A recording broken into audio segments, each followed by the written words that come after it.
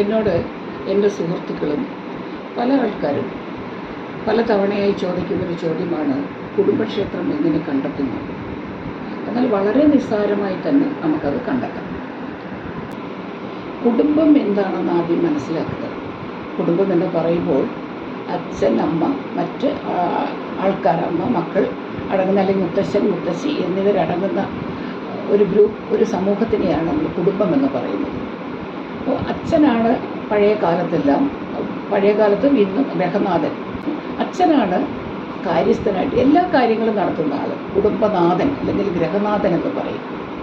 ഈ ഗ്രഹനാഥൻ വിവാഹം കഴിച്ച് ഒരു സ്ത്രീയെ വീട്ടിലേക്ക് കൊണ്ടുവരുമ്പോൾ മുത്തശ്ശിമാരും ആ വീട്ടിലുള്ളവരും ഒക്കെ ഈ സ്ത്രീയോട് പറയുന്നത്, വന്നു കയറുന്ന വീടാണ്, നീയാണ് ഈ കുടുംബത്തിൻ്റെ എല്ലാം, വിളക്കാണ് എന്ന് പറയും. അപ്പോൾ കുടുംബത്തിന് ആ വാക്കുകളാണ് നമ്മൾ ശ്രദ്ധിക്കേണ്ടത്. കുടുംബം, ആ അമ്മയുടെ അല്ലെങ്കിൽ ആ സ്ത്രീയുടെ കുടുംബം അച്ഛനെ കെട്ടിക്കൊണ്ടു വന്ന വീടാണ്. അപ്പോൾ അവർ പോയിരുന്ന ക്ഷേത്രത്തെയാണ് കുടുംബക്ഷേത്രമായി നമ്മൾ പറയുന്നത്. അങ്ങനെ കുടുംബക്കാരെല്ലാവരും പോയി ഭജിച്ചിരുന്ന ക്ഷേത്രത്തെ കുടുംബക്ഷേത്രമെന്ന് നമ്മൾ പറയുന്നു.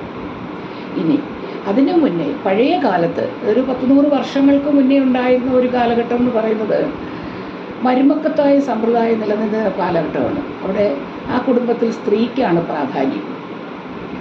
അവിടെ ഒരു പുരുഷൻ വന്ന് ബന്ധം സ്ഥാപിക്കുകയും കുട്ടികളുണ്ടായാൽ അതിൻ്റെ അവകാശിയായി മാത്രം ജീവിക്കുകയും അവിടെ അമ്മാവന്മാരാണ് കുടുംബനാഥനായിട്ട് വരുന്നത്.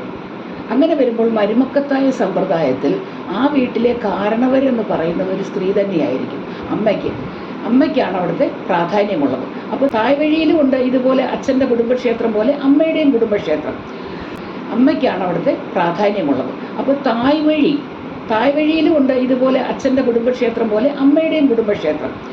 തായ്വഴി ക്ഷേത്രം എന്ന് പറയുമ്പോൾ അമ്മയും ആ കുടുംബത്തിലുള്ള മറ്റുള്ളവരും ഭജിച്ചിരുന്ന, തൊഴാൻ പോയിരുന്ന, വഴിപാട് നടത്തിയിരുന്ന ക്ഷേത്രത്തെ നമ്മൾ കുടുംബക്ഷേത്രം എന്ന് പറയും. ഈ രണ്ടും ഒന്ന് തന്നെയാണ്. അപ്പോൾ 2 ക്ഷേത്രങ്ങളിലും കുടുംബക്ഷേത്രമായി പരിഗണിച്ചുകൊണ്ട് ഇന്നത്തെ കാലത്തിനൊത്ത് നമ്മൾ മാറുക. ഇപ്പം തായ്വഴി ബന്ധവും തന്തവഴി ബന്ധവും, ഈ 2 ബന്ധങ്ങളിലുള്ള ക്ഷേത്രങ്ങളെയും കുടുംബക്ഷേത്രമായി പരിഗണിക്കാം. നമ്മുടെ വീട്ടിലൊരു മുത്തശ്ശിയുണ്ടെങ്കിൽ കൊച്ചുകുട്ടികൾ വന്ന് കാണുകയും അവരുടെ സന്തോഷം, വിദേശത്ത് മറ്റുള്ള ഒന്നുമില്ലെങ്കിലും മുത്തശ്ശിയുടെ സന്തോഷം, ഈ സന്തോഷം തന്നെയാണ് കുടുംബദേവതകളും നമ്മൾ അവിടെ ചെല്ലുമ്പോൾ അറിയാതെ സന്തോഷിക്കുമ്പോൾ ആ പുണ്യമാണ് നമുക്കും കൂടെ കിട്ടുന്നത്. അതിനാണ് എന്ത് ചെയ്താലും കുടുംബക്ഷേത്രത്തിൽ പോയി വഴിപാട് ചെയ്യണം. ഒന്നും ചെയ്തില്ലെങ്കിലും അവനവനെ കപ്പാസിറ്റി പോലെ എന്തെങ്കിലും ചെയ്യുകയും പോയി തൊഴുകയും കാണുകയും ചെയ്യണമെന്ന് പറയുന്നത്. അപ്പം മനസ്സിലായല്ലോ കുടുംബക്ഷേത്രം ഏതാണെന്ന്. ഒരുപാട് തിരക്കിയൊന്നും നടക്കേണ്ട, പലരും വഴിതിരിച്ചു വിടാറുമുണ്ട്, അവിടെ പോകണം ഇവിടെ പോകണം. പക്ഷേ വേണ്ട, നിങ്ങൾ നിങ്ങളുടെ അച്ഛൻ്റെയും അമ്മയുടെയും അവർ പോയിരുന്ന ക്ഷേത്രത്തെ കുടുംബക്ഷേത്രമായി പരിഗണിച്ച് ആ രീതിയിൽ പൂജകളോ വഴിപാടുകളോ എല്ലാം ചെയ്യുക. ഒന്നുമില്ലെങ്കിലും വെറുതെ പോയി കാണുക, അതാണ് വേണ്ടത്. കുടുംബക്ഷേത്രം എന്താണെന്ന് മനസ്സിലായില്ലേ?